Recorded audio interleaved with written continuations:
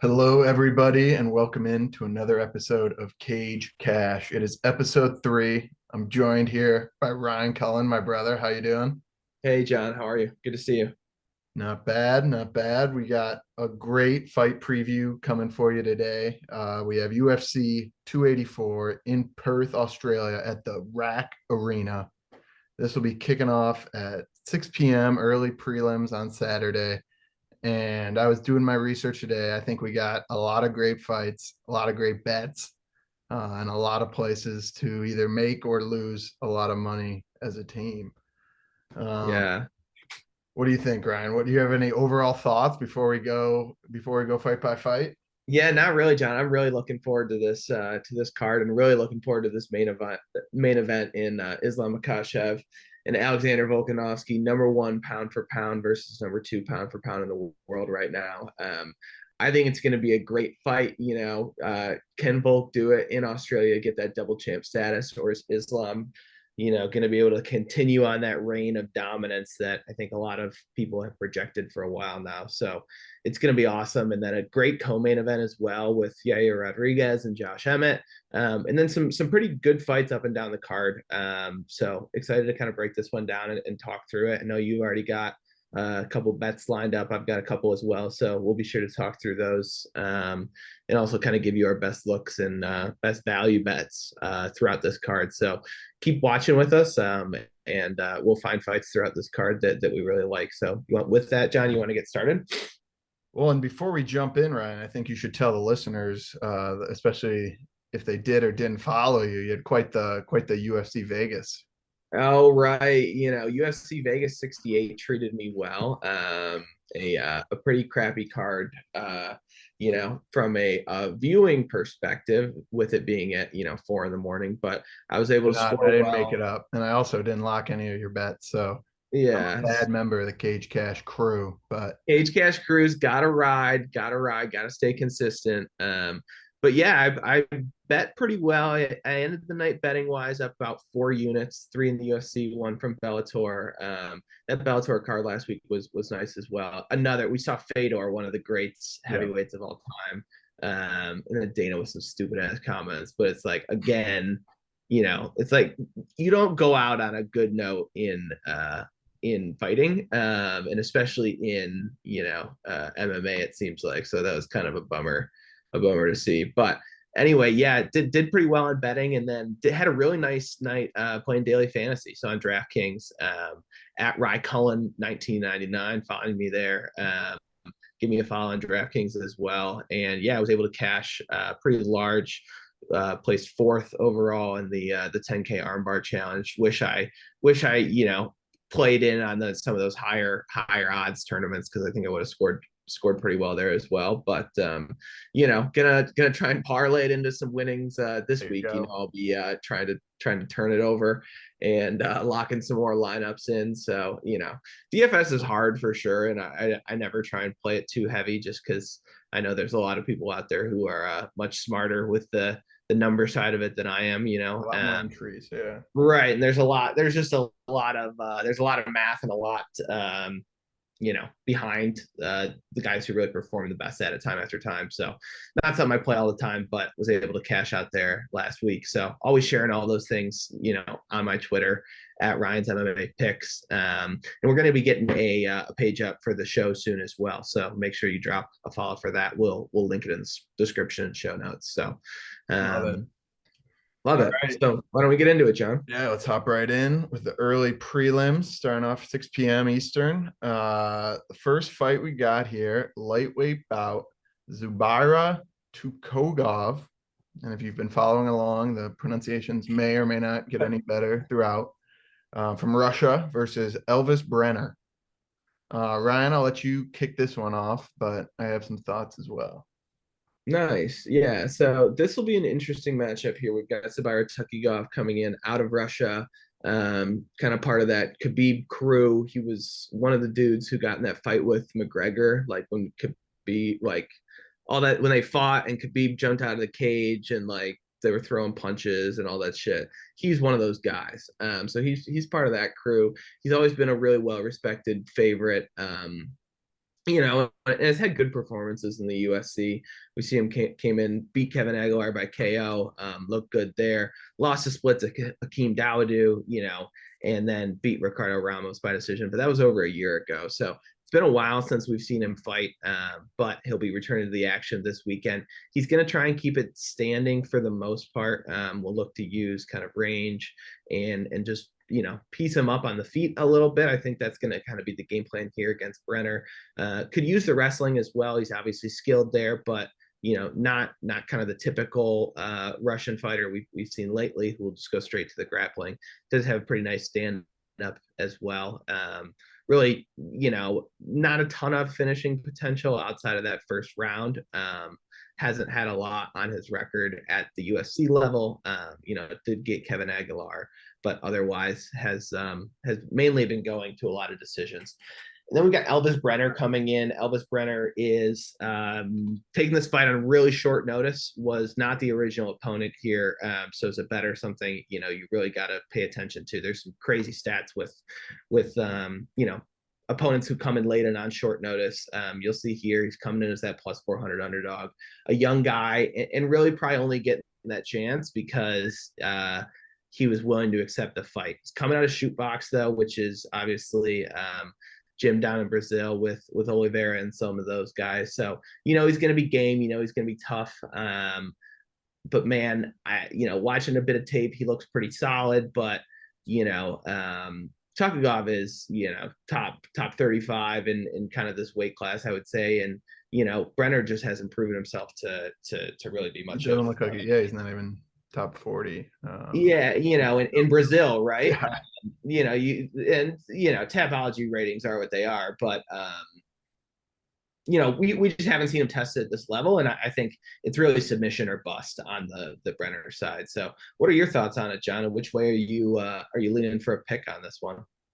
Yeah, I think you nailed a lot of it. I think it's gonna be tough for Brenner. First fight of the night, UFC debut, coming in as a big underdog against what has become a pretty daunting crew of fighters at this point. It seems like anyone in Khabib's circle is kind of on a roller coaster at the top right away, right? But I thought it was interesting looking at their past fights. I see Zubaira 7 KO victories, 12 decision. So I agree with you there. I think the decision is something that people should expect, even if it is a dominant fight.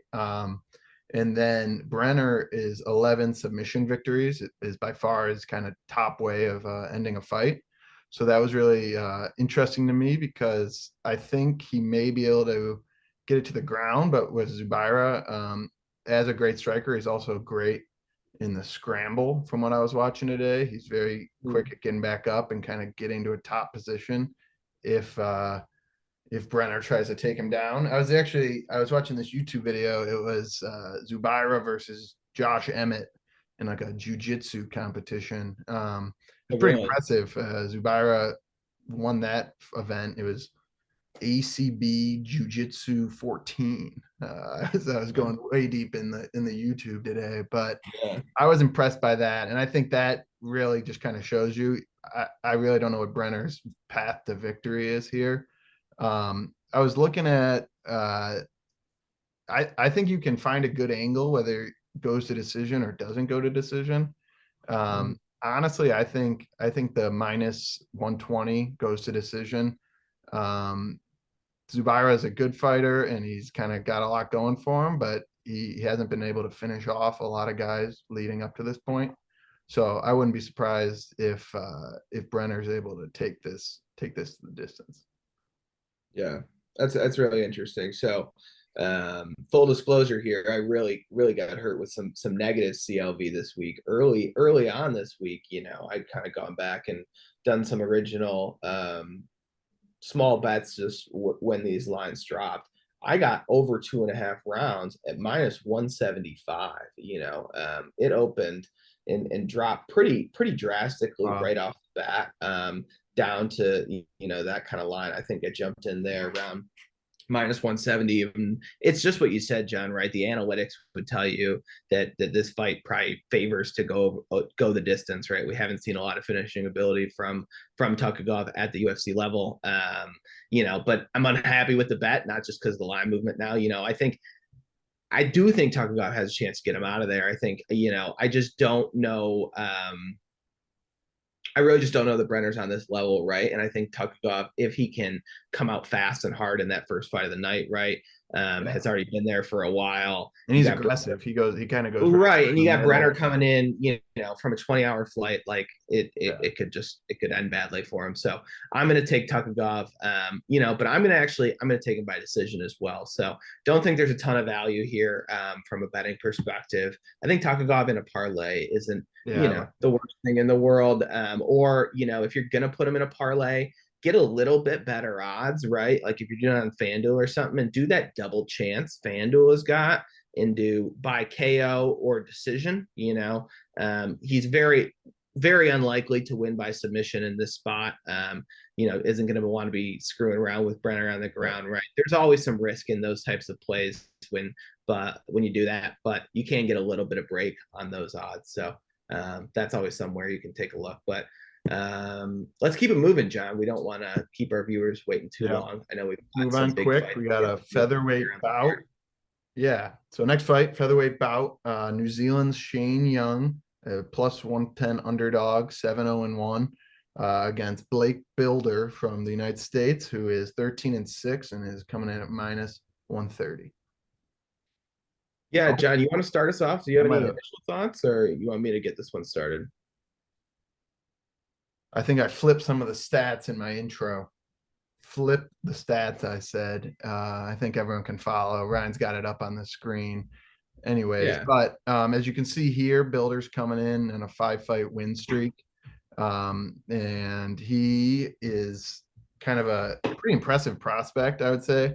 He, as you can see, he's an older guy with limited experience in the cage, but coming off 5 fights, 5 fights win streak. I like him. I mean, I can't tell you, I know a ton about him. The tough thing for him in this fight, though, will be that he does have a pretty major reach difference.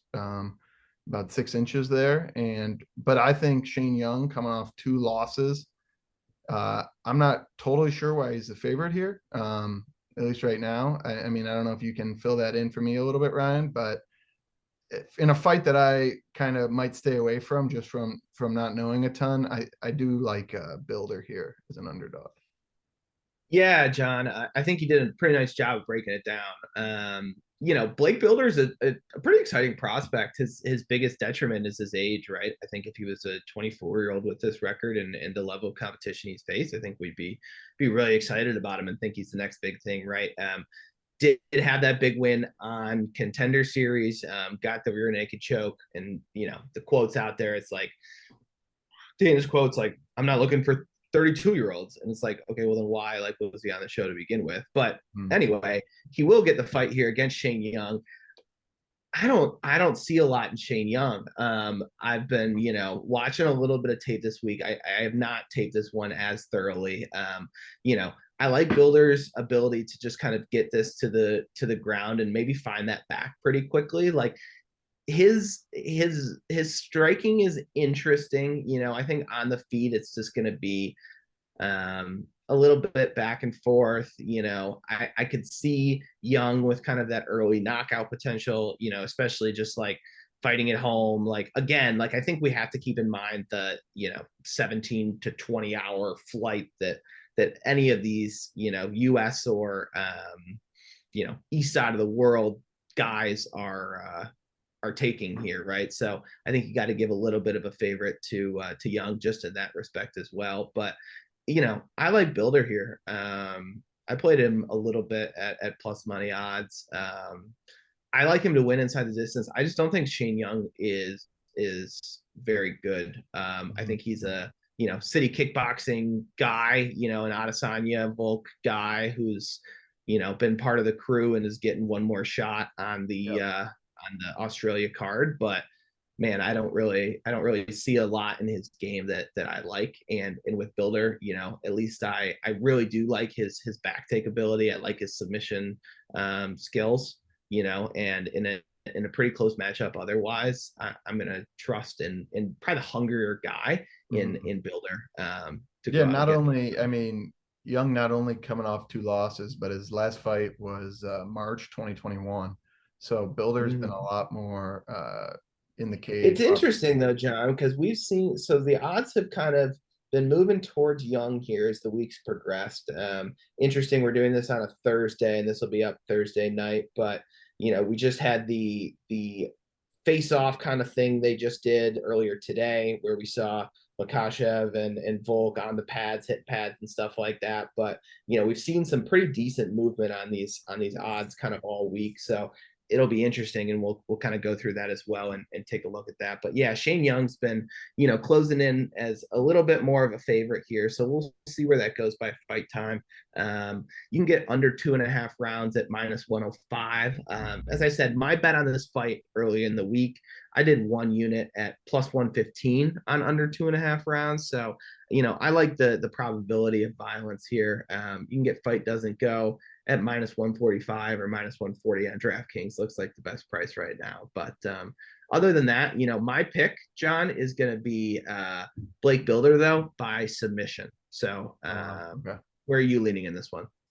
Yeah, I was leaning Builder too. I was probably just going to stick money line. I think getting him at a good number for what I think's a Give better us fight. your pick, though. Give us your. If you got to pick one, I got to give you the type of victory. I'm going to yeah, go.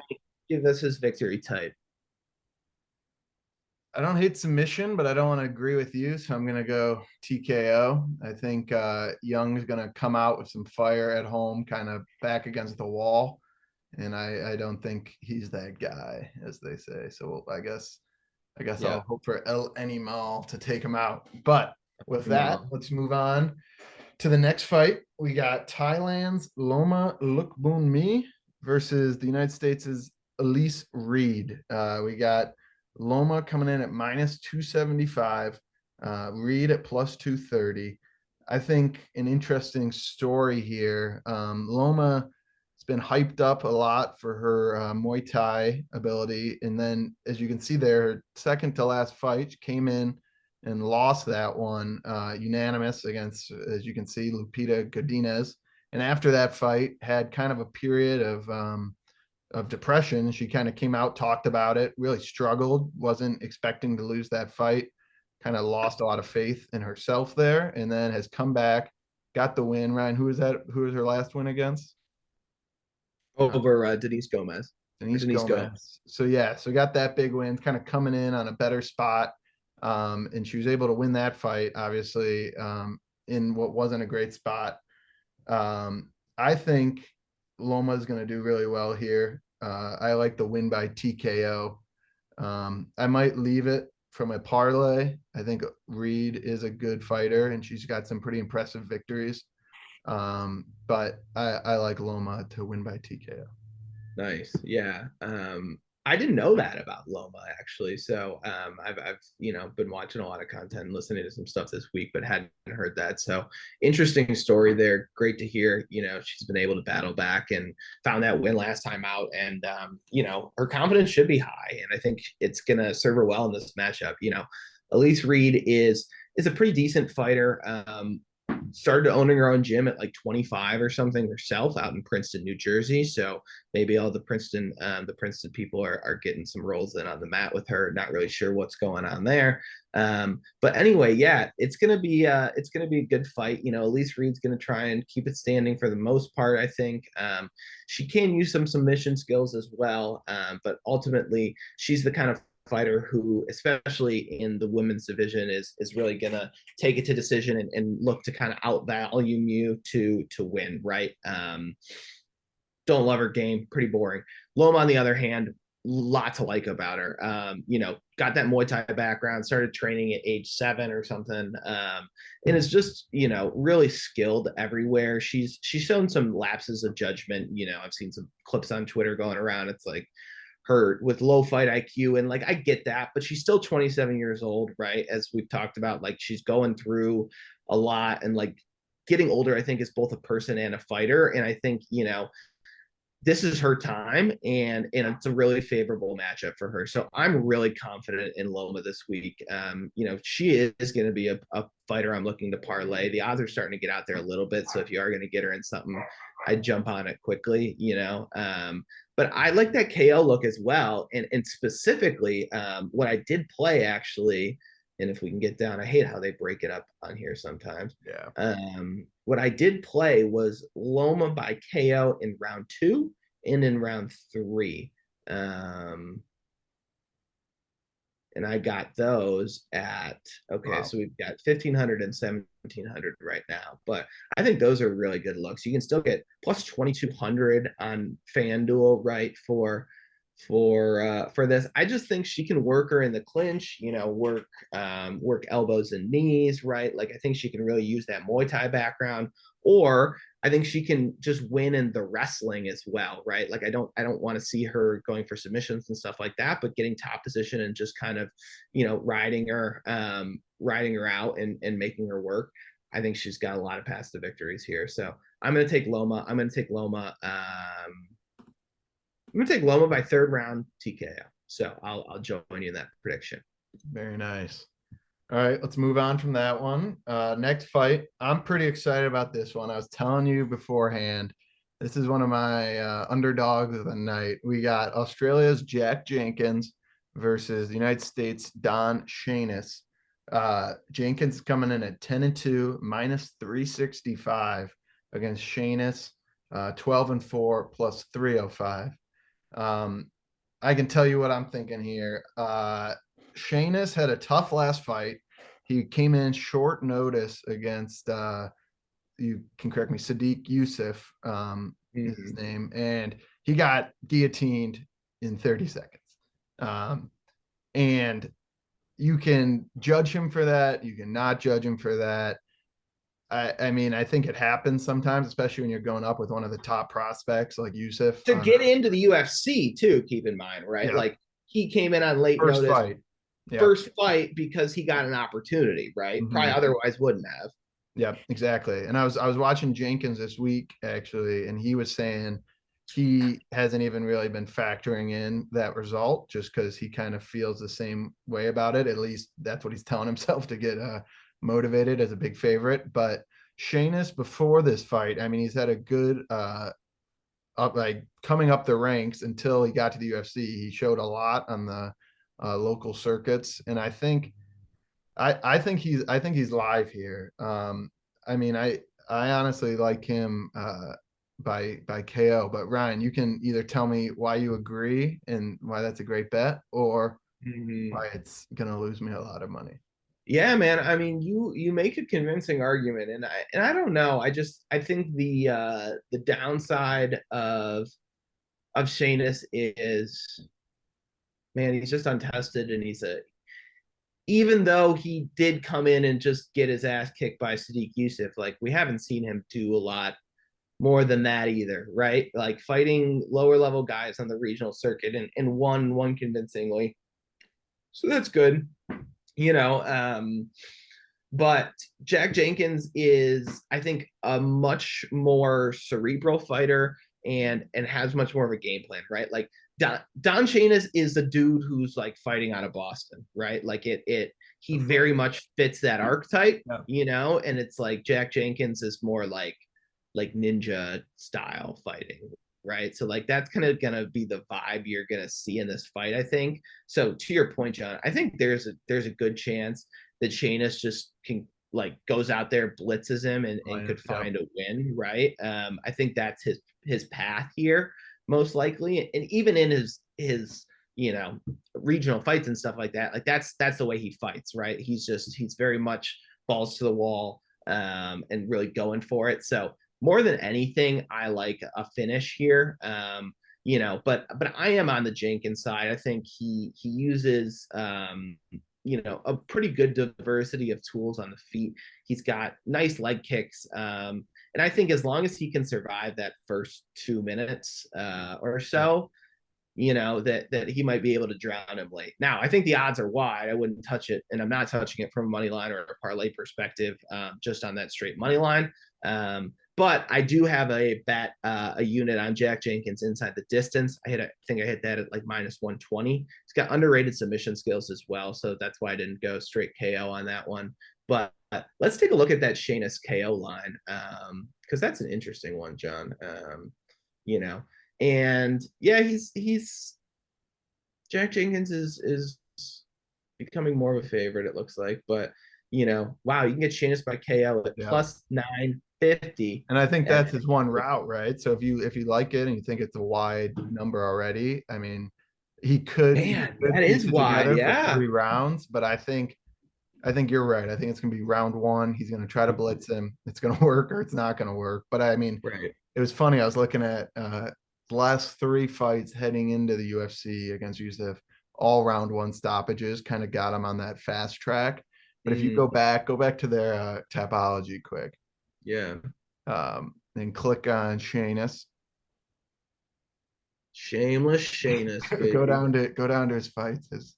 All right, and I look at Jay Ellis. Click on Jay Ellis. Oh, dude. So like yeah, bro. They like so Jay Ellis is like 16 on and like 107. yeah, he's on like YouTube and stuff. Not like he's on like people think like that's the thing. Like he's fighting bums, Like I see what you're Oh, saying is that he the could come next out, two but not he was fighting guys like Jay Ellis before, right? And it's like moved if up a Jay little Ellis bit. is on your record, that immediately tells me you're not a serious fighter because he's a paid loser. It's hard to argue that. I mean, the durability there is pretty incredible. I would say he moved up a little bit. We had a FAC and a Cage Titans fight, but I agree, definitely not on the same level. Which And could Cody Fister's a explain good fighter, right?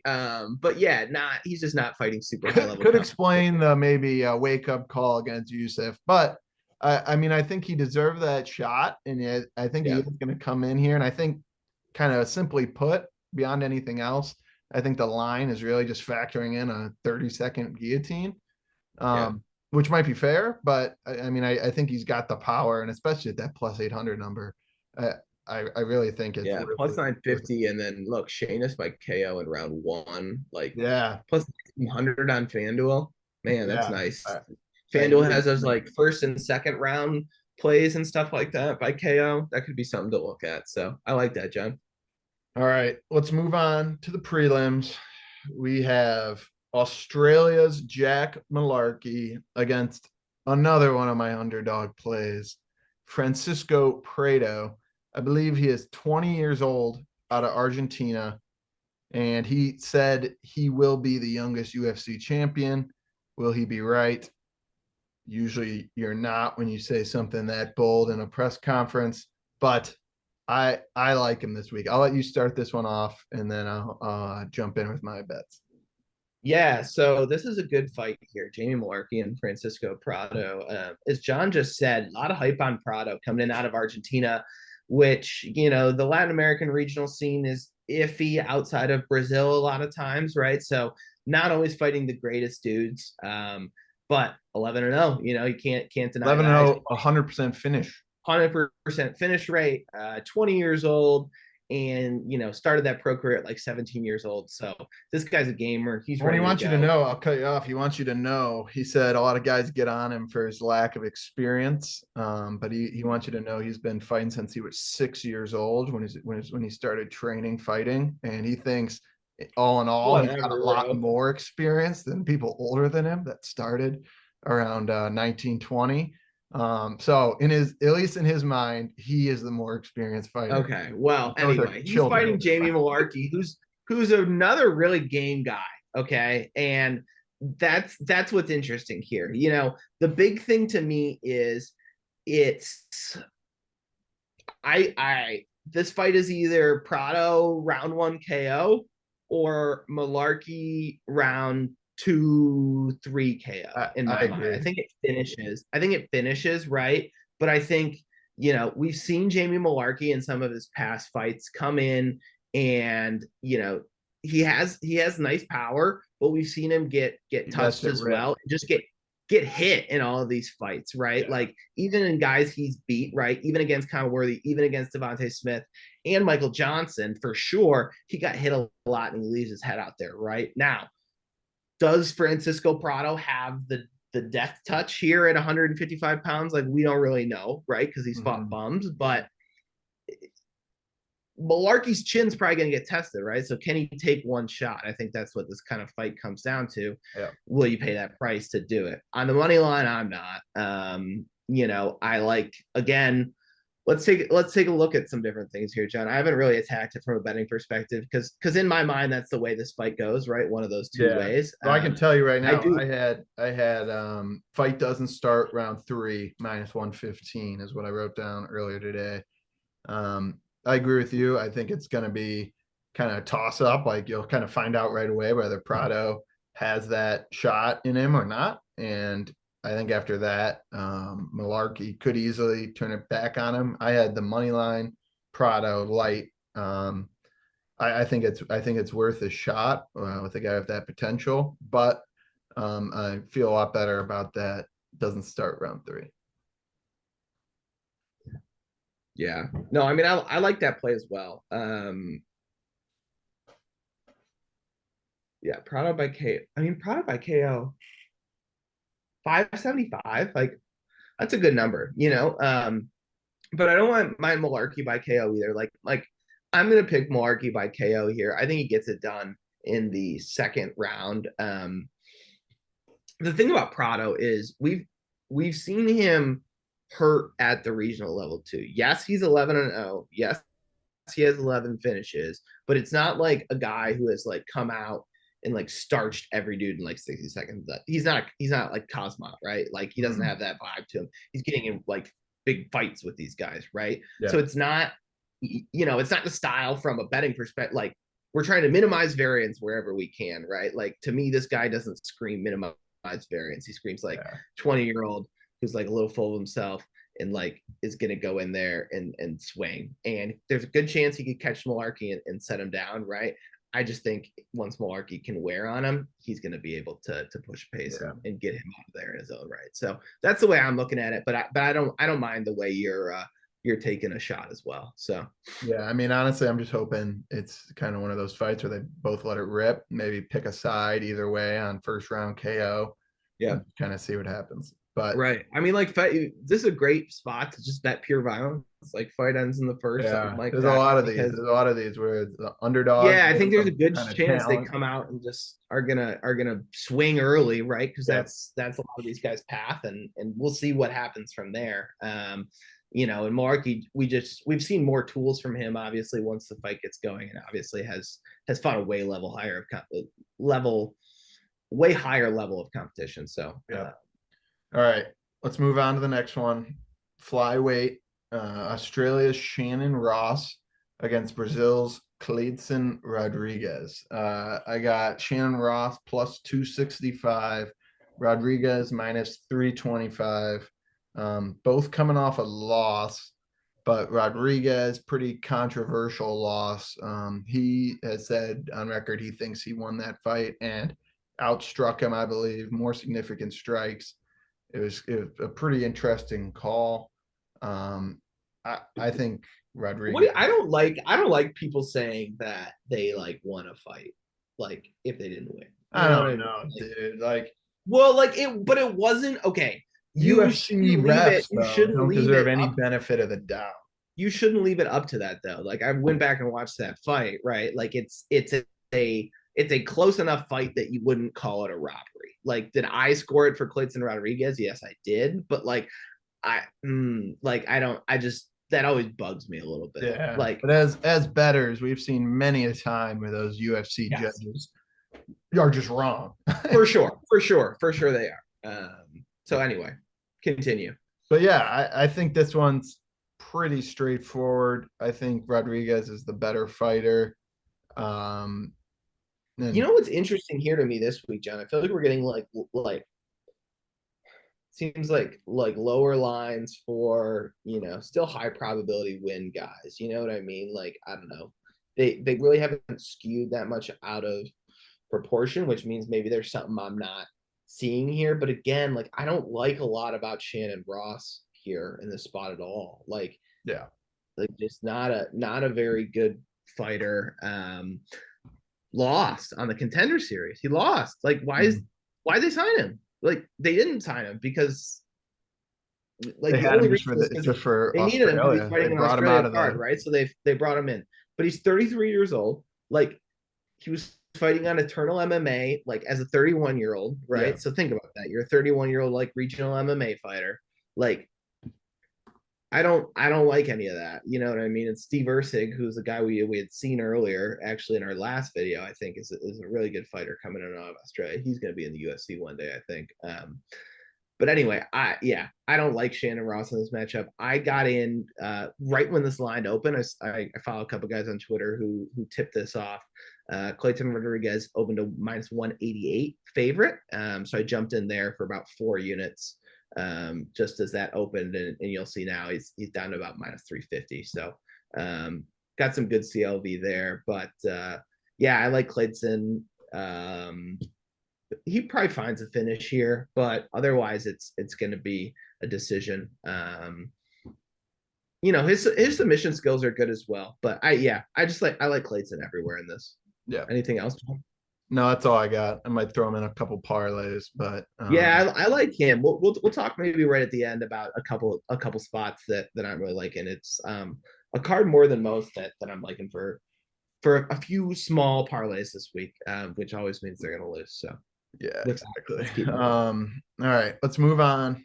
Featherweight bout, Australia's Josh Kulabal versus Melsik Bagdasaryan from Armenia.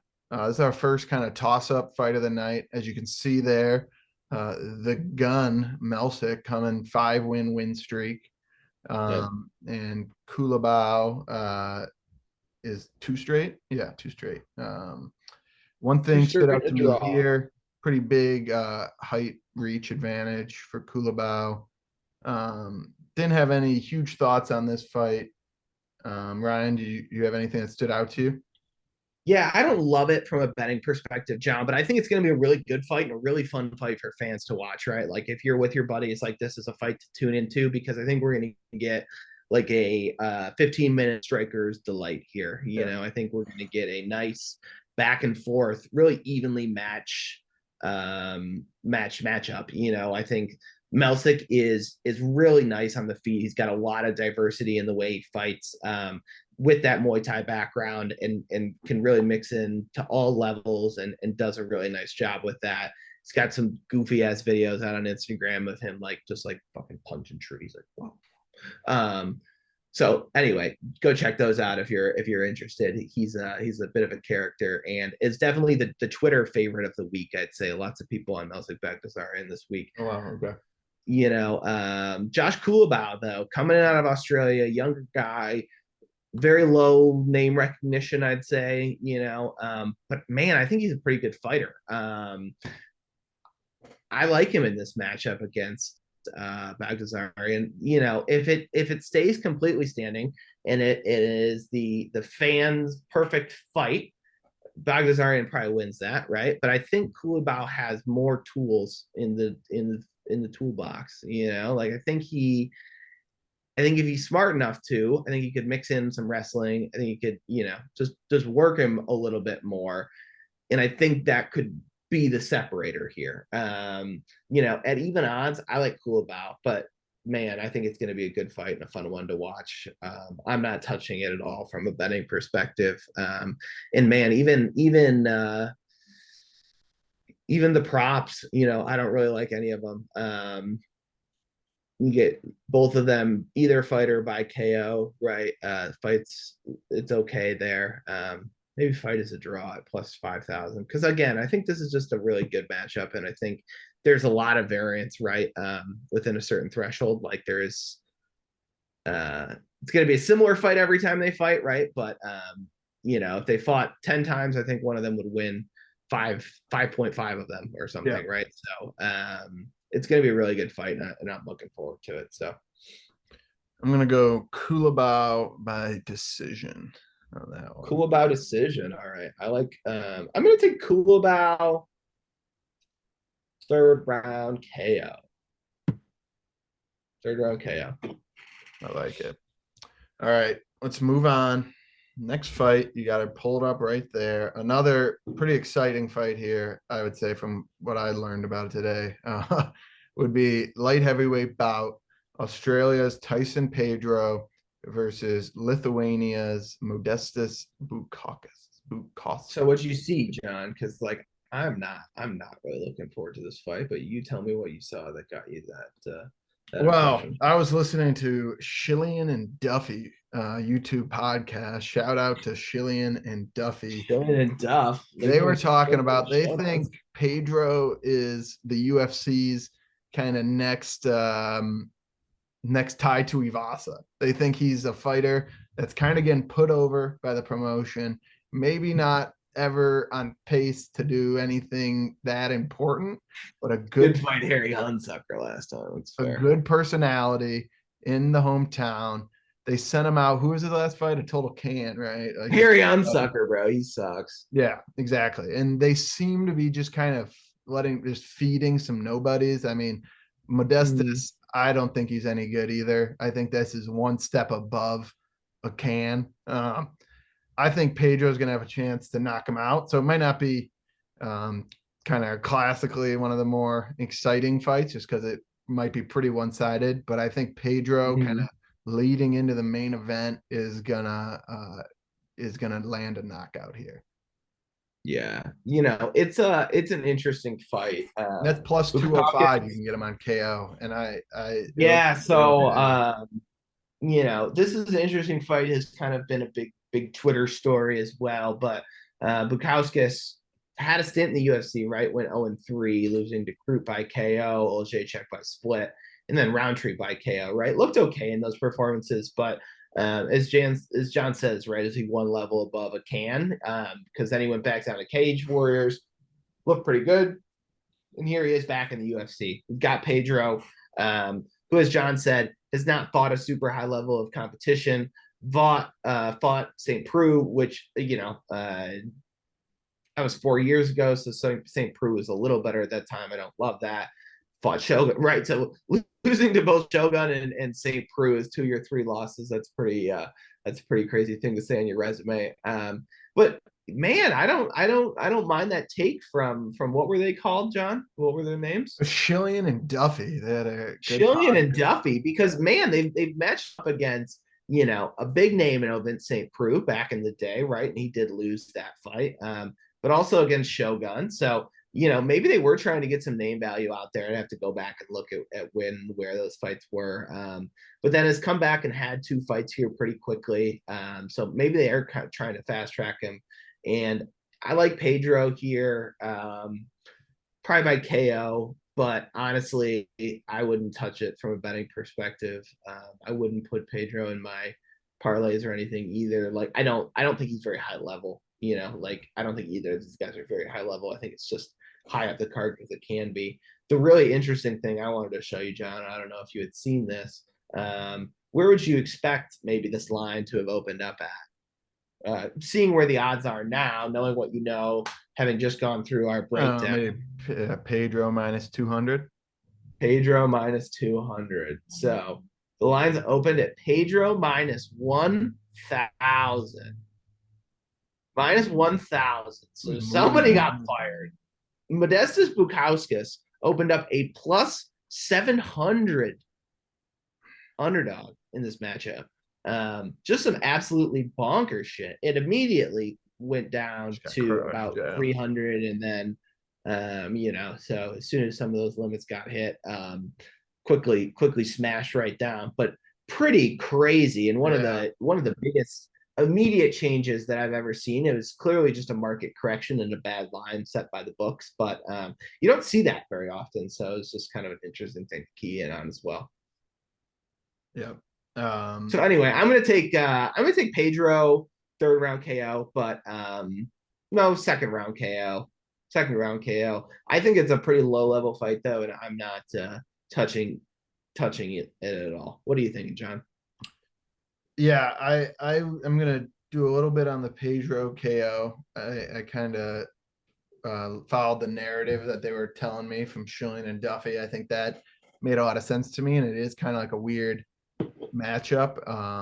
I mean, who knows? Maybe the Baltic Gladiator here kind of looks fake in his photo. Yeah, dude, he looks like I don't know. He looks like a can. Like, I don't put your money into that Yeah, looking I mean fight. that There's chin some looks like guy a on Twitter, Tajik Bey, who I'm not like a huge Tajik Bey guy on Twitter. Sorry, Tajik, if you're listening, you're not listening. But probably. he has this thing. But he does for like every card. It's like, instead of betting on like this fighter, donate your money to the Red Cross or something. And like Tyson Pedro is his Red Cross fighter of the week. Um, so consider donating to the Red Cross instead of betting your money on Tyson Pedro. So Agreed. we'll get on board with that as well. But let's move to the next one, John. Yep. All right. Here we go. First fight of the main card. Oh, We quick! got, I gotta get to music trivia, guys. That's the real life of RC after Cage Cash. So let's keep it going. all right, we'll hurry it up. We'll hurry it up for Oh, your it's all good. trivia. First fight of the main card, light heavyweight. We got number 12 ranked from Australia, Jimmy Crute. He's 12-3, coming in at minus 225 against Alonzo Menafield, plus 190. He's coming in at 13-3. I like this fight. Ryan, what do you think? Yeah, man, I think this is a really good fight. I'm excited to watch this one. Jimmy Crute was a pretty hot prospect up until his most recent two losses, and then was off for a while with a big knee injury as well. And then you've got Alonzo Menafield coming in, who has never been an underdog from a betting perspective, at least in fights that have been lined right, two in the LFA and two here in the UFC, has been like, I don't know, minus 250 in most of those fights, right? So is kind of playing the other side of the pillow here than what he's used to. And I think it's going to be just a really interesting matchup. He's kind of at the tail end of his career, while again, Crute is still a really young prospect and has a lot of upside. And I think, just from a promotability perspective and like, again, like young, good looking guy, like they can put him in a lot of things, right? So could be a good fight for him if he can have a good performance in his hometown. So man, from a betting perspective, I think the line's a little wide. It's closing in now, and we can take a look at it. Right, Benefield is quickly becoming a much closer underdog. So if you're going to jump on Oh Benefield, wow, I'd do it that's a lot of now. money. Yeah. I thought it You was know, interesting. I was looking at it. I was yeah, kind of agreeing with you. I think Menafield is a kind of great spot here. I think he can definitely pull this one off at what seems like a pretty high number for these two backgrounds, especially with Crute coming in two losses. I thought it was interesting, at least earlier today, Menafield was sitting at plus 230 KO, I believe. Mhm. Which at that plus 190 number, I was like, wow, that's a pretty short Yeah. gap, right? So they definitely see his 250. Okay. You can Um, get it there. Yeah, it's not bad though. no, and I mean, I think I would probably. It depends on where you're getting it. Like if it was still at plus 190, I'd probably stick to Menafield just money line. Um, Yeah. but I mean, you can But see now Vegas. I don't think you're going to get better than plus 160 now, Yeah, right? Like I exactly, exactly. So I think you can see Vegas certainly thinks that's kind of his route to victory, and think, I'm gonna go Menafield KO. Continue my underdog night. It's a big underdog night for me. yeah, And I'm just gonna say second round feels right. nice. All right, we'll move on All quick. right, let's keep. Yeah, well, hang on, I got to get my prediction. Oh, I'm gonna take Metafield as well. I'm actually gonna take him. I'm gonna take him by decision. Switch things up here. I think if he can stuff Crute's takedowns, I think Crute's tough, but he's hittable. Um, yeah, I like decision here. I think Menafield can stuff the takedowns, right? That's gonna be Crute's best path is to get this fight to the ground and find submission or work from the ground. Menafield, who has like 95% takedown defense, which we're really gonna see tested, I think for sure, right? Is gonna try and keep this on the feet. either land that big shot early or just, keep wearing on him. I like Alonzo's ability to just wear on him throughout the fight and get a really big win in his career here that I think, could get him a big fight and give him a chance to quickly kind of move up the ranks and have a run towards the top 10 or something Yeah. before he finishes up his career. So this could be a Coming really off big coming off spot two for him, straight I think. round one KOs as well. Yeah, man. Crut's a good fighter, but two tough losses coming off a knee injury, right? Fought Jamal Hill, who's not a or light heavyweight champion. Quickly Yeah. lost there because he didn't go to the ground right when he had a big grappling advantage. So I don't think you can trust him as that big of a favorite. I wouldn't be putting my money there. I'm on the dog there in Benefield. Agreed. All right, let's move on. Next fight. This is heavyweight. We got Australia's 5-3 Justin Tafa against United States 13-7 Parker Porter. I'll be honest with you, I didn't have too much on this one. Did you see anything as we lose Ryan? Oh, I'm here. I'm here. You're there. I was just losing some video, but yeah, no, this is a good fight. A good fight if you like some violence. Yeah, man, I don't know. I like Parker Porter here, honestly. Parker Porter is a weird, Looks like a weird beast. heavyweight fighter. I mean, man, this is a flattering picture of Parker Porter. Let's be honest. If you ever seen that Dana meme where it's like Dana versus his wife, it's Parker Porter's body that they put Dana's face I on, have to right? cut So that. like, I have to cut not that. really not really the guy you want on there. But then you got Justin Taffa, the bad man. He's 5-3 Yeah, you MMA can't be fighter. the bad man if you're 5-3. Like that's a gross record. 5-3, bro. Like, okay. Taffa has heavier hands, has a shot for a first round KO, if Parker just stands out there and swings with him, I think yes, he can get knocked out. He's going to have good low leg kicks, powerful low leg kicks, right? That Tafa's going to throw on Porter, going to try and find him with a big either right hook or kind of overhand left. Those are kind of his two options, that he's going to be looking for. But with Porter, man, I think he has so many more tools. Now he's not like awesome at any of these things, but he has them, like, and man, we've seen him like take lower level guys. Like the only guys he's lost to in the UFC, and I'm like, he's not like that good, but he's lost to Chris Dawkins and then Jalton, right? Like those aren't bad losses by any means, both in the top 15. And then, all three of these guys that he's fought, in the same category, I'd say, right? Like outside of that echelon of heavyweight fighter, he has easily beat just by working in a little bit of diversity, in terms of using some takedowns, using some wrestling. So I can't believe it, but I jumped on Parker Porter, Mhm. a little earlier in the week for a little better odds. So I got him at like plus 120 or something. You can see he's closing in now.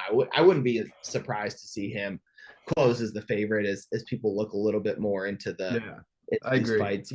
Tafa's got that first round KO upside, but he's a bum. Well, and his so Like he's coming in 2 out of his last 3 fights were a loss, and the one win, his most recent, over a year ago, and it's Hunsucker again, who we've yeah, and I mean he lost caned. to Jared Vandera. Like Jared Vandera sucks. Like Honestly, I again, don't it's really just see like why this one's on the main card. I don't see why he's a favorite. they insist on putting some like greasy heavyweight fight on the main Right. card. But I think if Porter gets his way, it's gonna be like either like a boring third round, like ground and pound stoppage, right? Or like a Porter decision where they're both gassed. You know what I mean? Like Yeah. All so right. I don't know. I don't think I'm this is gonna a take good fight. Porter here with you.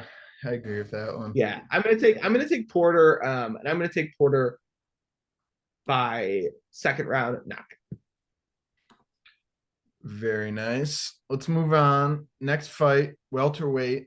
We got Jamaica's Randy Brown coming in at 16-4 against Australia's Jack Della Maddalena, um, 13-2. Ryan, what do you got? Yeah, man, this is a really fun fight. Jack Della has, if you've been following UFC lately, he's become a big name coming in out of Australia. He's got a lot of hype in the welterweight division. Either one of these guys with the win is going to kind of propel themselves up to kind of get that top 10 fight next. Man, Randy Brown kind of got screwed though. Like he 4 fight win streak, really built himself up after an initial loss to getting fed to Vicente Luque 2 years ago when Vincente's in his prime, right? Like, and then has worked himself up with 4 straight wins, beating Alex Oliveira, beating Jared Gooden, Chaos Williams, Ronaldo, right? Like good fighters. Man, he's got another one here in Jack Della though. It's gonna be the thing is here. Randy Brown he likes to play a little bit on the feet. They both do. They both do. So I think it's going to be a fun fight. I think it's going to be like a good fight for the fans. But I think Della probably has a chance to catch Brown here. That would be my lean. But again, I'm not loving throwing Medellin in a lot of your parlays. I do think Brown has a path here. And I think people are counting him out a little more than he deserves. I don't know. He's just a fun guy too. You go and check out any of his socials. He's a really interesting dude. And I don't know, it just seems to be coming to this fight with a good mindset. So for a plus 250 underdog, I don't mind taking a poke there either. But to me, like they're using him to gatekeep Maddalena from the top 15, essentially, yeah. Right? Like this is his fight before he can fight somebody like with some name recognition in the welterweight division. That's a tough break for Randy Brown. But man, if he can get a win here, that's really gonna send his stock skyrocketing as well. So I'm excited for it. I think they're both gonna come in realizing what's at stake. Any thoughts from you, John? Yeah, not too much. I mean, I agree with a lot of what you said. I think clearly Madalena, he's come in I think 3 straight round ones. I mean, he's been crushing people. I mean, but he's found himself in some weird spots though, and like has been in weird spots on the ground and stuff. But is active. He's coming in fighting again. Like he's gonna be he's a deserving favorite in this matchup, right? Yeah. And I think there's a good chance he finds Randy Brown's chin, especially with how we've seen just Randy Brown likes to dance and play on the feet, right? Like he kind of has that mindset of like I'm the best no matter what, right? And like it'll be interesting to see if he kind of keeps that up. It's a silly mindset in like UFC, right? Because like with the everybody gets hit and with tiny gloves, right? You just gotta play some defense, right?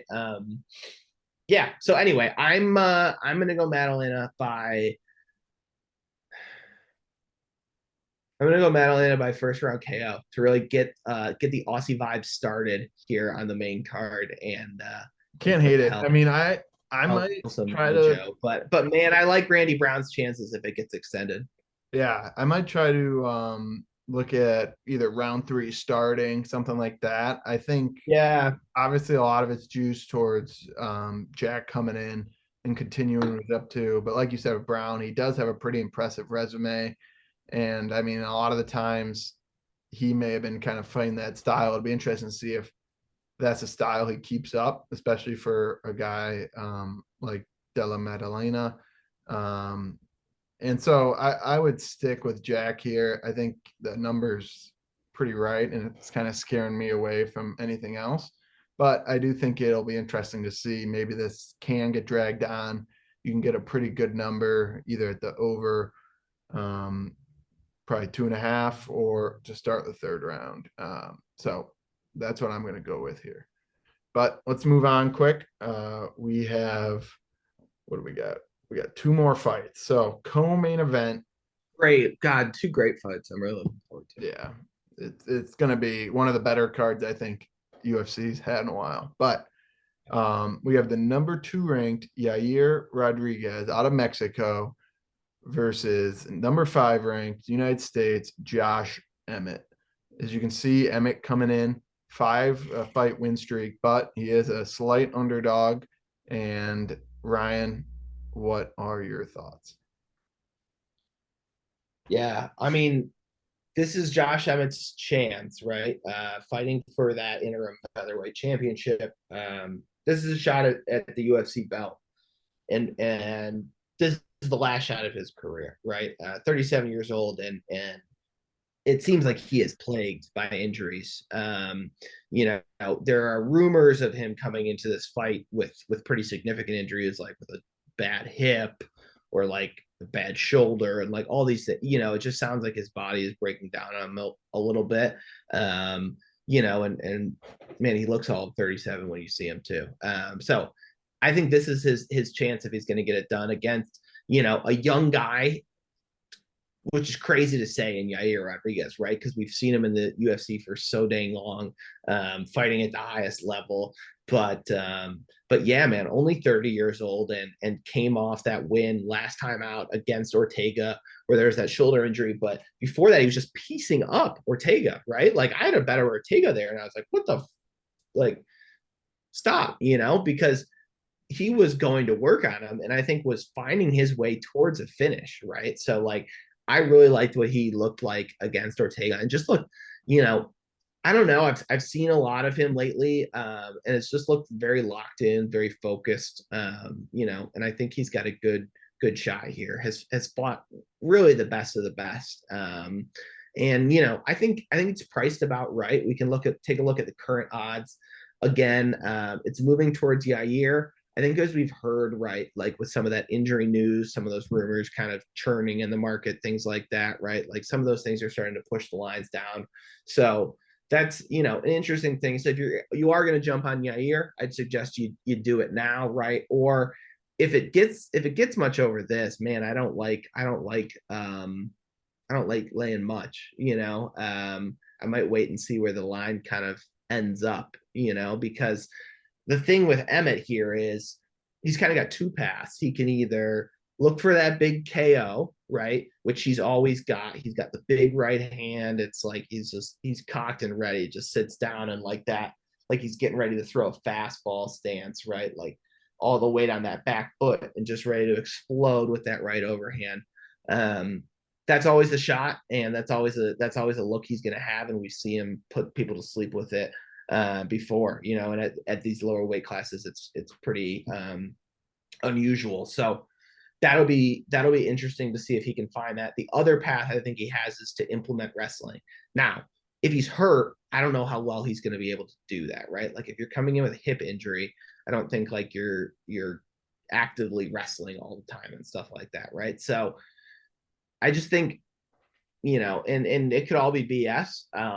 But from what I'm hearing this week, I'm not loving the Emmett side. I like Yair. I like where his head's at. I think he's a very promotable champion for the UFC. They're just building that new performance center in Mexico and stuff like that, right? Like I think he is a young guy, continue to reign for a while. So give me Yair here, and I'm gonna take him. You take him around by fourth round KO. I wouldn't be shocked to see it go to decision either. Emmett's a tough guy, but you know, Yair really has a diverse attack on the feet, uses his kicks really well, which I think Emmett's going to have a problem with, and just I don't know. I like him to be able to work the body and just slow Emmett down enough to eventually find a nice counter left hook or something like that, and put him down and take him out. So Yeah, I mean, I think you said most of it. I'm pretty much in agreement. I like Rodriguez here. I also like him by KO. Like you said, Emmett might not be able to kind of implement that wrestling that he has been known to be very obviously elite at. So I think Rodriguez. I think I saw it. I had it pulled up. Go. Yeah, I mean Rodriguez inside the distance plus 285 by TKO KO plus 345. I think those are pretty good numbers. Like you said, mm-hmm. Emmett's tough and he's kind of knows this is his shot. So especially if he can't take it to the ground, I He's think he game, and like I think Emmett's tough as fuck, right? Like and a beast, like 18-2. No, Like exactly. And he might, I guy, mean, just look at that picture. I mean, he might land the right. He might get this all the way right? Like, 5 rounds. give this guy the props he deserves, right? He looks like a steroided, like you can see it in the nips a little bit. He Yeah. looks a little rolly. Anyway, he's got a big right hand, guys. So like keep an eye on that. The Michael Johnson highlights the one we've seen, right? But then the only other loss, the two losses he's had, I don't know who Des Green is. I'm gonna probably get roasted for that here in the comments. And then Jeremy Stevens, obviously, with the big knockout win. It's the only time we saw Emmett, and he was out cold there. So, but it's really looked good since, right? Even beating Calvin Cater, Yeah. who, man, I thought Calvin Cater won that fight, but yeah, man, with wins over people like that, it's no shot. He's fighting for a belt here, and It'll be a good one. man, it's just like you don't see the good story come through in MMA all that often. And I'm betting on that trend, right? Like I'm not betting on the aging fighter Yeah, to exactly. get on his Fighting an way out, right? injury.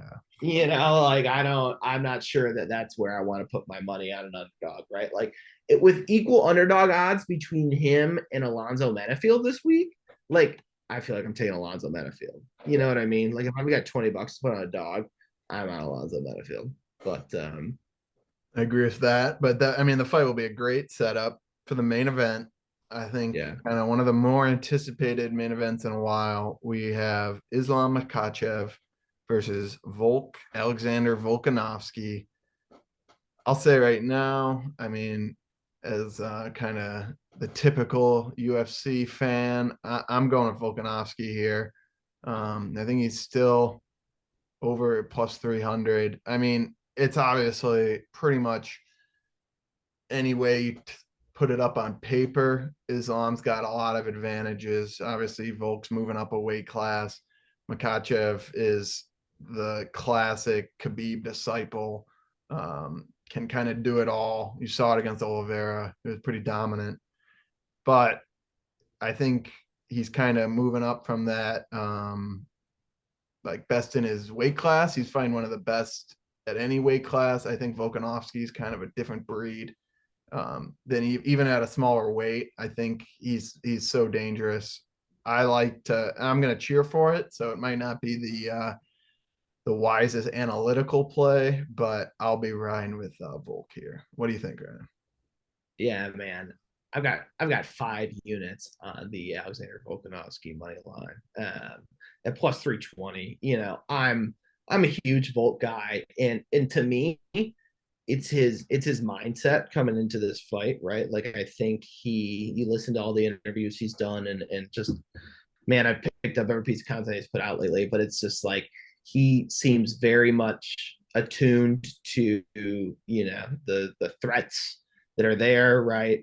Seems to have been training for the right thing, seems to be knowing what's coming.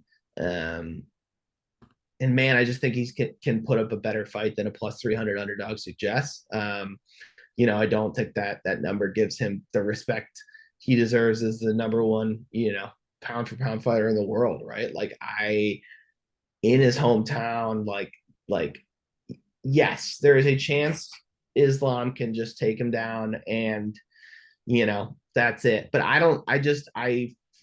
I struggle to find a way to see Volkanovski just like will he go? I guarantee you, Volkanovski will put up more of a fight than Charles Oliveira did. Like guarantee it. You know what I mean? Like there's something about his mindset right now. Like there's a true like this is his life's work. I think to kind of complete this and to prove to people that like this is what Yeah, this he is a superstar is fight. I mean, if you capable of. win a second belt, different weight class, you're one of those that you almost turn into a household name. I mean, especially with his personality, if he can pull this off, I think the next few months will be all Volkanovski all the time. Um, Yeah, as they should be. I And think a man, I few hope he can. I hope he yeah, can. I think a few interesting things here. I think one of the hype videos Volkanovski put out, he's been training wrestling almost full time and with I believe Paul Craig. That might be wrong, but just a massive dude. and he's been working on that a lot. And he seems to have the confidence that even if it goes down there, like it's not gonna be one of those fights where he's kind of begging for it to stay up. It seems like he does have confidence with himself on the ground, at least to be able to get back to his feet. Yeah, that's the big thing, right? Can he get back to his feet? Because the question's not if Islam can get it. Like Oh, of Islam's probably course, going yeah, to get him he's down, taking him right? down. It's just a question of when, can he quickly get back to his feet and we've seen him super defensively responsible, right? And great submission defense. Like even Ortega had him caught in a couple deep ones, and he's just got that will and that grind. Like he will get out of anything but that lights out kind of play. But man, Islam's got those tools as well. You know what I mean? Like he is dominant. And he's just going to be huge in there, I think, compared to Volkanovski. Now, Volk won't have a huge reach disadvantage, but from like a sheer body perspective and Just just, that height. like, yeah, it's just size, right? Like he is just a bigger dude. And I think that's going to matter a lot. Like I saw today, Islam's still walking around at like 163 or something, or 168, right? So he's got another 12 pounds to lose. And it's not like Volk's a small guy, but at 5'6" versus 5'10", right? Like there's a lot more weight to pack on there. So if he can get on and just sit on him, it's a real path to victory for him. Well, an interesting thing with Islam, and you What do can, you think about the over unders and stuff, John? Like, do you think this fight goes the distance, or like where do you see that? I probably lean to the overs. I mean, Yeah, I think either could win in kind of either situation. Like it's a tough one to call just because I mean, obviously Makachev can get an early lock. He can kind of win in any I way. see. Like it's either gonna be like a first or second round armbar for Yeah. Makash, right? Or I just like I think it's gonna be a battle. I think I can see Volkanovski like trotting out to the center of the ring in round five, just absolutely almost like a Leon Edwards type fight or something where he just keeps going. I don't think it'll be that much disparity as we saw in the first 4 rounds of that fight, obviously, but I can see this being kind of like one of those classics. And kind of the interesting thing I thought with Islam, like he's had such a quick ascent to the top of the sport. Um, he he hasn't fought. I mean, I'm probably gonna get attacked for this. I'm looking through some of his Arman past fights. Sarukian is his best fight for sure, and Arman Sarukian rock, like he's awesome. And Islam won that fight and like showed how good he is, I think. But other than that, you're right. Like He has not Oliveira, a fought great high. fighter, but he's always been pretty flawed. Like he has kind of all the abilities to make His okay, wins. Volk's stand up is significantly better too. Yeah, Like if Volk can and keep he's this way more like disciplined. in the world, like Islam's leg breaks and they have to stand up. You know what I mean? Like Volk pieces him up if it's a Yeah, pure striking contest. You know what I mean? So like yeah. the question is how long can he create those opportunities for himself, right? And like I guess that's why I see Volk having to get it done inside the distance almost. Like does he have enough minute winning potential knowing that if Makhachev like I feel like if he feels that, that he can compete with him, or like that it's close the first 2 rounds, right? He could just implement the grappling or something like that, right? And just sit on him. I think he has more minute winning potential in this fight. So like if somebody's winning a decision here, I think it's Makhachev. Um, and I think Volk's gonna have to try and find a stoppage one way or another. And man, I think he can do it. And you can get crazy odds on that kind of thing. Like Volk by stop, it's just like plus 900 by KO or something. I think I got some money down on that, but it's going down a little bit. But still on FanDuel at plus 850. That's a nice spot. And something that could be interesting. But I'm a Volk fanboy, so I can't say too much. My you know it's either Volk KO round 4 or Islam sub round 2. Those are like my two outcomes that I might have a little prop bets on either way. Because if Islam can just be dominant on the ground, I think Volk can survive enough for a round to, just fight through that, and then maybe he goes out the right.